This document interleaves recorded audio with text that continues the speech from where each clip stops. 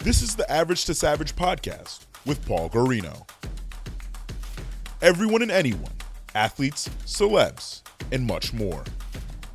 Today's episode is brought to you by BUSR.com. You know, everyone always asks me where they should bet, and now I got a solution for them. BUSR.com/Paul. You deposit $100, they'll match your $100 in free bets, so you basically get $200. Go check it out, BUSR.com/Paul. What's up, everybody? I'm back for another episode of the Average Savage podcast. Our special guest today is Madison Packer. Madison, how's it going? Good. How are you? Good. Appreciate you coming on. Finally got you on. Yeah, I'm easier to nail down than my wife. Yeah, for sure. Let's just go into the rebranding of the NWHL. Now it's the PHF, which I think is easier to say now, PHF. So what are your thoughts on it, and what do you think is going to come with the new rebranding? Well, I could give you a fancy PR. I want the real answer. But it's different. I understand why they did it. Change is always hard. We've been the NWHL for 6 seasons, thinking we were going to be the NWHL for a 7th. So having been there from the beginning and kind of helped build that brand and see everything that went into it, it's kind of sad just to see that, flame go out.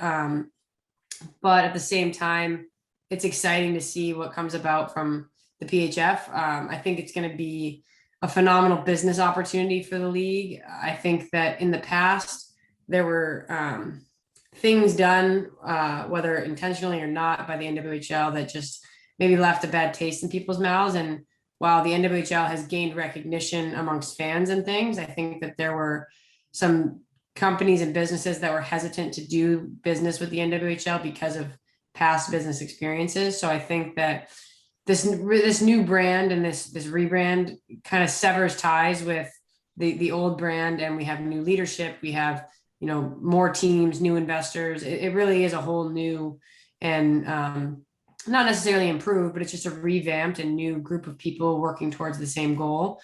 I think that it, disassociates us from former leadership and will allow us to branch out and kind of create something new with the NWHL. We're building off of that foundation and moving in a positive direction. Yeah, for sure. I know obviously last year was crazy for everybody, especially your team. I believe you guys had to pull out of the league for COVID protocols and things like that. What are you how more excited are you looking forward to this season that you're actually going to get to play a full season? I'm pumped. We've started unofficial practices. So we've got some of the team already skating together. Official practice starts in October. But the way everything ended last year sucked. It left a really bad taste in my mouth personally. I think we've got a lot of players coming back who feel the same way. I'm obviously biased because I'm a Riveter, but I think we had the best team in the bubble and we never really got a chance to showcase what we had. We were just starting to click and get going, and then the whole thing got shut down and we never really got a chance to come back and show what we could do. So I think that the group is excited to get back on the ice. I'm excited. And it kind of changes your perspective. I was driving back from the rink on Tuesday and I was talking to somebody about it. And I was like, it's a different feeling this year.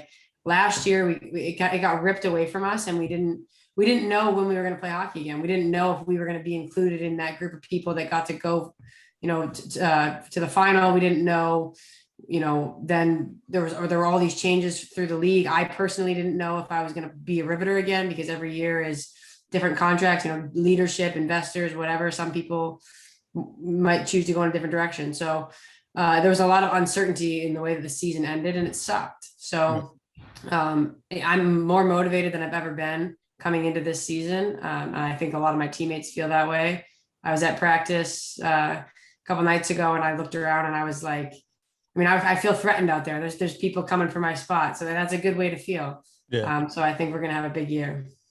Yeah, for sure. Yeah. Yeah. I mean, you're only 30 years old. Obviously that's young in regular life, but pro life, that's when like kind of things start, I guess, you got to start thinking about your second career and things like that.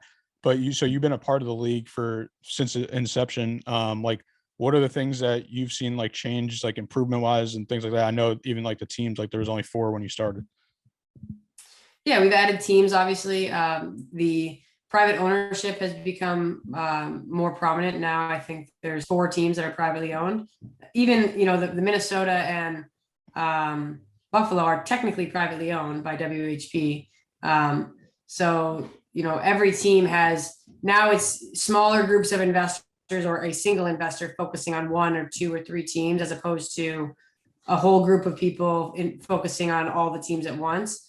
It allows for more resources to be allocated to individual teams. Obviously, there's the increase in the salary cap, which some people scoffed at. We as athletes think it's huge. That just increases right off the bat, increases our salary, but it also shows that people are willing to invest in female athletes and invest in our sport. And it draws eyes and attention. So we get other businesses investing.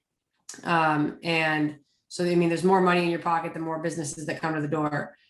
Those have been huge from a personal standpoint, personal sponsorships for me and other athletes across the league. That didn't happen at all in the first season unless you were an Olympic athlete. Now, it doesn't matter if you're an Olympian or you only play 2 games.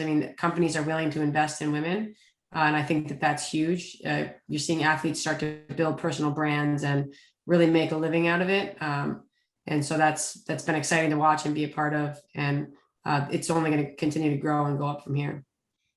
Yeah, for sure. And those that don't know, your hat stands for you, which is dope. Yeah. Which is the M and the 14. And then just going back in time, like I know you grew up in Michigan. How did you end up going to the University of Wisconsin?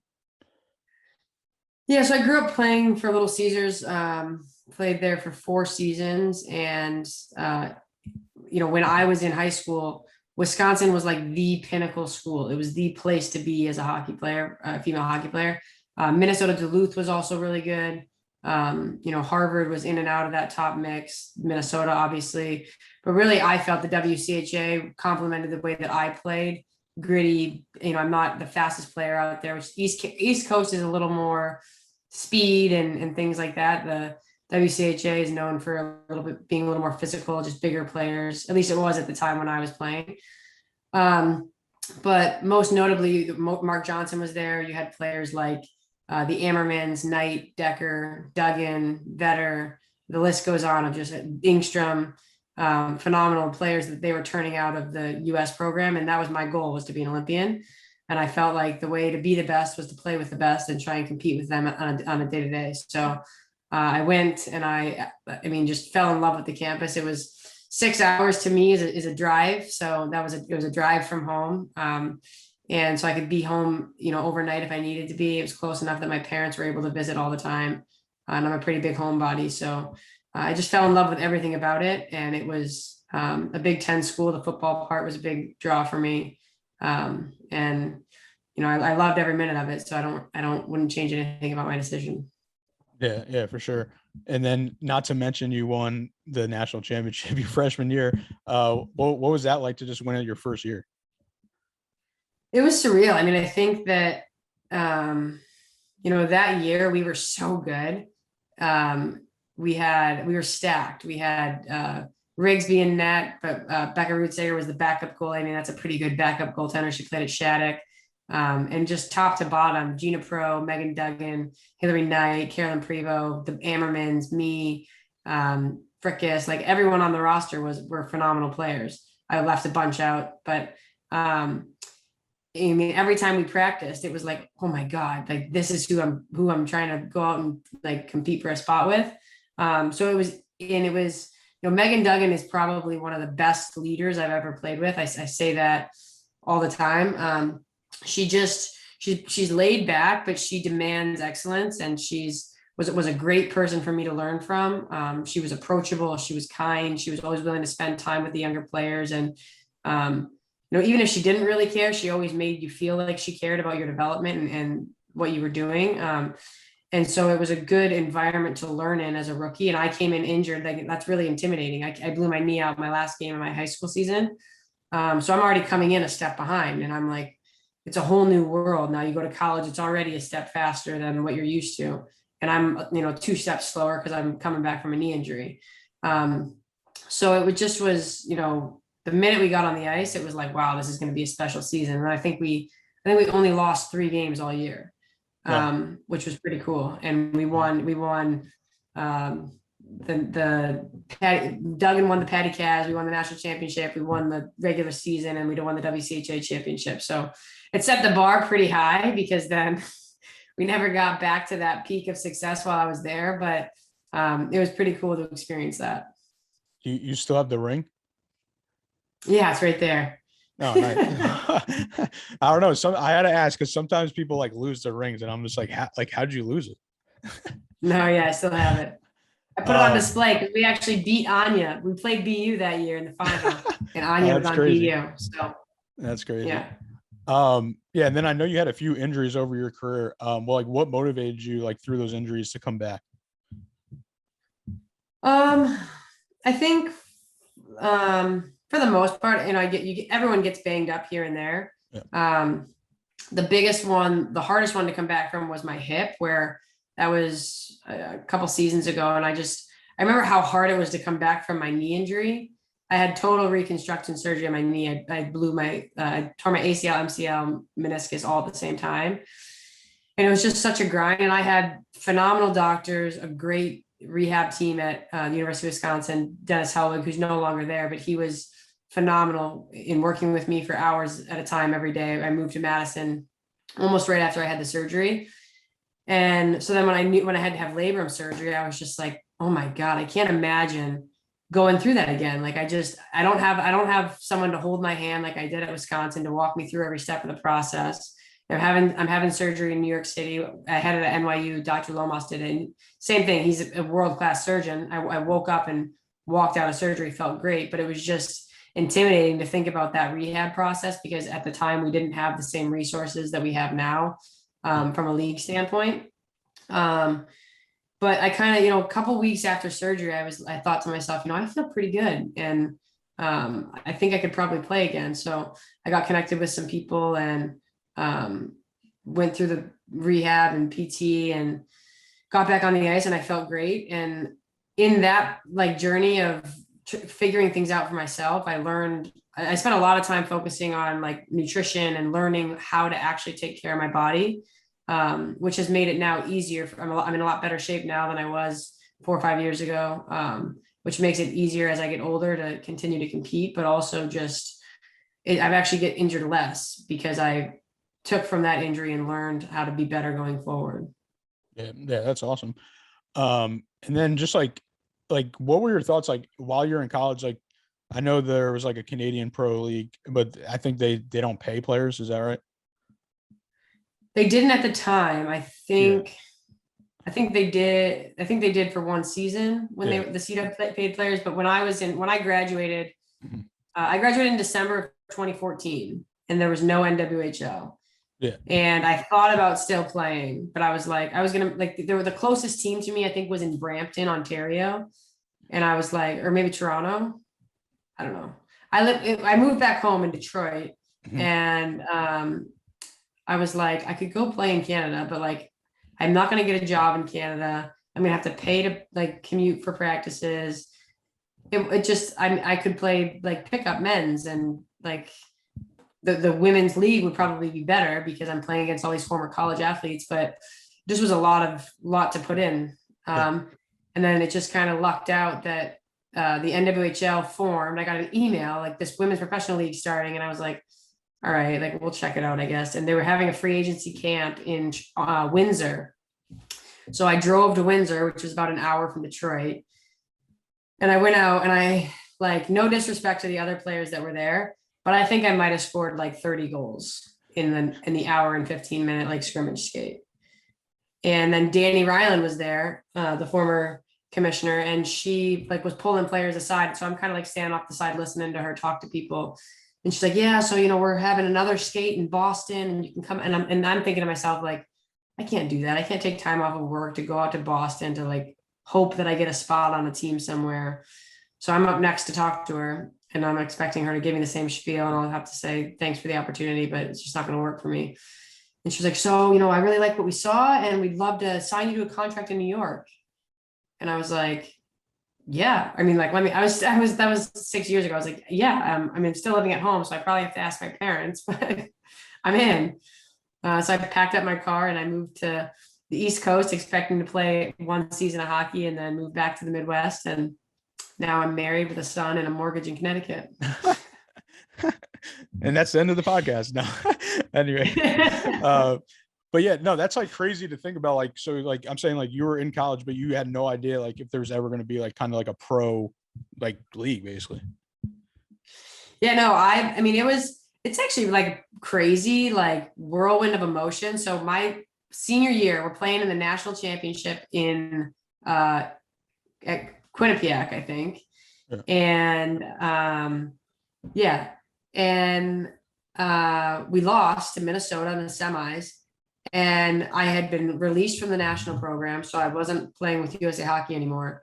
And I'm sitting there thinking to myself, I'm sitting in the corridor of the rink talking to my parents, and I was like, that's it. Like, my hockey career is over. I just went from playing on one of the best college teams in the world to I'll never play another competitive hockey game for the rest of my life. It was like such a heartbreaking experience.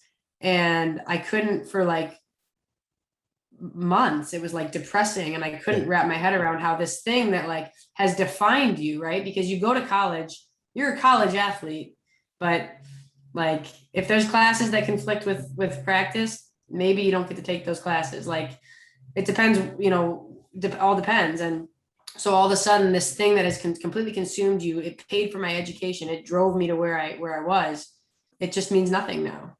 And then obviously the league formed, and that's changed for me. And I've been able to make a career out of that sport for a long time, but it could have gone a very different way. And and that for me, like, that was really like for a long time, I've talked about that a lot. Like, it's just, that's depressing. Like there were no resources. And that was what was so crazy, is like, you go from having all of these resources as an athlete, like down to like meal cards, like they hold your hand with everything, which is great. We were completely pampered at Wisconsin. But then the minute you're done being an athlete, it's very isolating and confusing. And you just kind of left to fend for yourself. I think that, former athletes who are still in Madison have done a good job of creating resources and starting some programs to help athletes out so that doesn't happen. But yeah, it's unfortunate that the NWHL started when it did, because, I don't know how it would have been without that. Yeah. Yeah. That's why it's just crazy for me to like think about like how do you mentally like you obviously probably want to go pro if you're at one of the big schools, and then you're just like, there is no pro really. Yeah. Like it's just crazy to think about. All right. Now I'm going to put you on the spot. I'm going to ask Anya the same question when she comes on. How did you guys meet? So when I retired, when I decided I wasn't going to play anymore, I like announced my retirement. I was done. I was having hip surgery, blah, blah, blah. Had surgery, came back, felt good, decided I wanted to come back and play, called Chad Wiseman, who was the coach at the time. And he said, sounds like a good idea. What do your teammates think? So I started calling my teammates one by one and was like, hey, I want to come back, but I want to make sure you're good with it. So if you're not, I won't play. This is why I want to play. Are you cool? Called everyone on the team. Everyone was good with it. One of my teammates suggested that I call Anya, at the time, Anya Battalino. She was the head of the PA. And, she could probably help me in getting, back with the league and whatever. So I called her and I said, I had surgery, and I told her I had just broken up with my former longtime girlfriend. I was like, I just went through a breakup. Like, I want to play hockey again, and I can do it and whatever. And she goes, okay, yeah. Like, I'm happy to help in any way I can. Sorry to hear about the breakup. If you ever want to talk, whatever, I'm a resource for you. Didn't talk for a while. Then we just started like kind of texting about hockey and whatever. And she asked me out a couple of times, like grab a drink. And I was like, yeah, thanks, but no thanks. Like, I'm just going to do my own thing for a while. And she was pretty persistent. So then I'm coaching Beantown. This was like over the course of maybe 8 weeks. And she texted me and she's like, what are you doing this weekend? I said, I'm coaching Beantown. She said, oh my God, no, me too. No way. So a bunch of coincidences happened throughout the weekend. And she's like, I just got done coaching. What about you? I said, yeah, I finish at whatever time. If you want to come by my hotel, we can grab a beer in the lobby, but I've got to coach early in the morning. So she drives to my hotel. We grab a beer. We ended up talking. We had one beer in the lobby hotel and then ended up sitting there talking until like 6 a.m. I never went to bed. We just talked all night. And then I went and coached in the morning, and she texted me and I was like, yeah, I really enjoyed hanging out. Like, we should grab dinner or something sometime. So we went out to dinner. She took me to this like super fancy French place because she thought I was like bougie. So we were sit down to eat. I can't pronounce a single thing on the menu. I'm like, I guess I'll get the quail because it sounds kind of like chicken. And we get halfway through the meal and she's like, do you not like it? I was like, honestly, I'm more of like a burger kind of girl. And she goes, oh my God, I thought you were like super high maintenance. She's like, let's leave. So we went and grabbed burgers. Then I found out months later, I didn't even know months later, I think it was after we were engaged, she wasn't coaching Beantown. She was at her apartment in Connecticut and jumped in the car and drove to Beantown to meet me for a beer. And then just turned around and drove back. Oh, I can't wait to hear her story now. I can't wait to, it's gonna be, It makes me sound like a real jerk, but like she's like, oh, Maddie was like, oh, no way. Thanks, but no thanks. I was very just like, no, thank you. I'm all set. That's hilarious. Now I know you guys had your son last year. He just turned 1, so happy birthday again. How has that like changed you? It's the best thing in the world. It's like immediately your life changes in a way that like I can't even explain, but it just you look at everything from a different perspective. And Anya really wanted a baby girl. And I really wanted a boy. So I was like so excited when I found out we were having a boy. But it's just fun, like to have this little human who relies on you for everything and looks up to you. And like he does everything I do, he mimics. And it's exciting. I think that, he comes to practice with me every now and then. It's completely changed my priorities and made me like reconsider why I do everything that I do, because like this next generation, he's obviously a boy, but this next generation of kids that we talk about and pioneering in sports and just in the world in general, this next generation of little humans, like they're not just this idea. Now we're raising this next generation of people. So there's a weird like pressure, but it's also like, I can't describe it. It's the coolest feeling. And there's so much love. Like, I didn't think it was possible to love something so much. Like, I love him more than anything in the world. And it has completely filled our lives. And there's never a dull moment. There's never a spare moment, but we wouldn't change it for the world. Yeah, you guys definitely have some funny videos with them too. I saw when you were doing the curl ups and you got him on the bar too. Yeah. And then going back into hockey, I forgot to ask you, like, what does it mean to you to be like the captain of your team? I think it's, obviously an honor anytime you get a letter and that kind of recognition from your coaching staff or your teammates, whatever. I think I've been around for so long. I'm like a fossil at this point. It's kind of like, who else? But I say this all the time, and I really believe it. I think that if I weren't there, there's a long list of players in our locker room who are phenomenal leaders. I think that's what has made me being a captain for as long as I have been so easy. It's just that, I have a lot of other leaders around me to rely on. And it's easy to do the job. It's not like a pressure, and there's not this extra, it's not like a job on top of a job. It's just, you go to practice and you've got a letter on your chest, but I've got 20 other teammates who could have the same one and do the same thing. So it's a nice kind of pat on the back, but I don't necessarily think it changes anything from like my role standpoint. It's just, it is what it is. Yeah, for sure. You're just humble. But yeah, and then just I lost train of thought because it like froze again. But yeah, just going into non hockey stuff. Like what else do you like to do in your free time? We travel we don't travel a lot. We travel like for long periods of time. I like to be in the warm weather. I love to ride my bike. In the off season, I ride like 20, 30, 40 miles a day. So I got a new bike like right when COVID hit. I bought a new bike right before the national bike shortage occurred. So now we've been going down to Florida the last 2 years. We go down for like 8 weeks in the off season. And it's been really good for my training, my mental health, my like rejuvenate to be outside and in the sun. So we go to Florida every year for a couple of weeks, and my family has a place in northern Michigan. We go there for 6 or so weeks. We like to be outside on the water. Anya and I both are pretty involved in different mental health campaigns and things like that. So that's something that I'm increasingly getting involved with and more passionate about. I also have another job outside of playing hockey. So I don't have a ton of free time, but most of my free time, I'm either on my bike, just bought a trailer so I can bring Waylon with me. But usually outside doing something. Not a big hiker though. I can't hike. I can't camp. All right. And then what about like, I don't know if you guys are allowed to do it, but if you could do it, who would you want to do like a jersey exchange with? Ooh. Grant Mentis.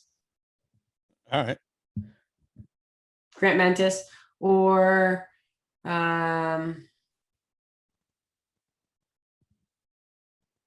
maybe Dempsey, just because like we're the two captains that have just like always been there. Yeah. Like Grant Mentis is Grant Mentis is a pretty good hockey player. I do like that you guys get new design jerseys every year. I think that's pretty cool. Yeah. Did you say, yeah, I don't know if those are the ones that it was like they mocked them up. I guess I don't think they're real, right? The mock-ups that they came out with like last week, maybe. They were like, the retro, like the retro. Are those like a tease? They're really gonna come out with them, or they're not, or like the miracle something. Yeah, Toronto 6 was like if you I think the T6 was like if we get enough interest, maybe we'll do a special on these. Those aren't going to actually be the jerseys, I don't think. Yeah, gotcha. I don't know. I haven't seen our jerseys yet. I heard we're getting 3 jerseys and they're pretty cool. Or maybe they released them and I just didn't see it on social media. But yeah, I was gonna say I think I saw one team release their jerseys. I don't know though. I don't know because those other ones messed me up because that's how I was confused about if those are real or like alternates or what. Yeah. What about what's something people don't know about you? Something people don't know about me. I'm afraid of the dark. And I'm actually very sensitive. All right. Like I'm very sensitive. I was joking with one of my teammates the other day and she's like, "You're like really sensitive." And I was like, "Yeah, I know." It's actually like people think I'm not, and then they like say things and I'm just like, I'm actually super sensitive. I put on a good front though, because I'm like out on the ice, like all tough and tumbling, but yeah. I'm soft inside. I gotcha. Oh yeah, that's what that before when I lost my train of thought. Now I remember what we were talking about and just our age because I'm 29 too, and now I feel like old, even though we're like not old, but like just like working with younger people now. I'm just like, wow, this is like kind of weird. And I'm sure that's how you feel with like younger players. Like you're playing with like you could play with 22-year-olds now. Yeah, it's fun. It's like also my dad pokes fun at me sometimes because like 2 seasons ago I played with Brooke Baker, who was on the 12U Little Caesars team, and I used to like go out and coach them. Yeah. And like I was skating in summer skates this summer, training. Like I went out to train. Kelly Nash was running some skates. And I was like doing drills against kids that I coached like a couple seasons ago who are now in college and like are out at these skates. Yeah. And we're like going against each other in drills. And I was like, can I hit them? Like what's the rule? But so that's kind of weird. But it's also fun because it's like, yeah, there's like a 5-6 year age gap. But Brooke Avery is one of my best friends, and there's like 5 years between us, I think. Rebecca Russo is my best friend. There's 3 or 4 years between us. So yeah, there's an age gap. It's like but not, I mean, like you in college, there's that 3-4 year age gap. But it's been interesting. I learn a lot. I mean, you learn from the older players too, but I feel like I learn a lot more from the younger players because it's also like now it's at the point where there's that 4, 5, 6 year gap where things that are important to them are things that weren't even on my radar when I was their age. Like, especially like I've always been passionate about mental health, but these younger generations of kids, like they really talk about it. They talk about it openly. They talk about like their experiences with it. They just talk about it in conversation. And there's just, I mean, there's other like the don't even get me started on like TikTok and the social media stuff. Like I'm lost. We've talked about TikTok. I'm like, I have no idea how to use it. Like music, they're like, Pat, do you make a playlist? I'm like, you don't want to listen to my music. I've been listening to the same playlist since like 2010. But so it's fun because there are so many different interests, but like there's so many common interests. And I probably learn a lot more from them than they learn from me. So yeah, I mean, I think the younger people make you feel young too, and like keep you up to date with the hip new trending stuff. Yeah. All right. Well, I appreciate you coming on, and could you let the listeners know where they can follow you at? Yeah, you can find me on Twitter. It's Madison_Packer. I'm on Instagram, mpacker14. I am on TikTok now, also mpacker14. Paul pushed me to get on TikTok, but no videos yet. But we will have some content soon, I promise. Anya's big into the TikTok, so yeah, she went viral a couple of times. She went viral a couple of times. Yeah. Yeah, and I've got coming out with some new stuff soon in the next couple weeks. Probably I'll have a shop up on Power Forward. So all right, and appreciate it, and best of luck this upcoming season. Thanks, Paul. This episode has been brought to you by BUSR.com. Go check it out to get your free $100 bet when you deposit $100 at BUSR.com/Paul.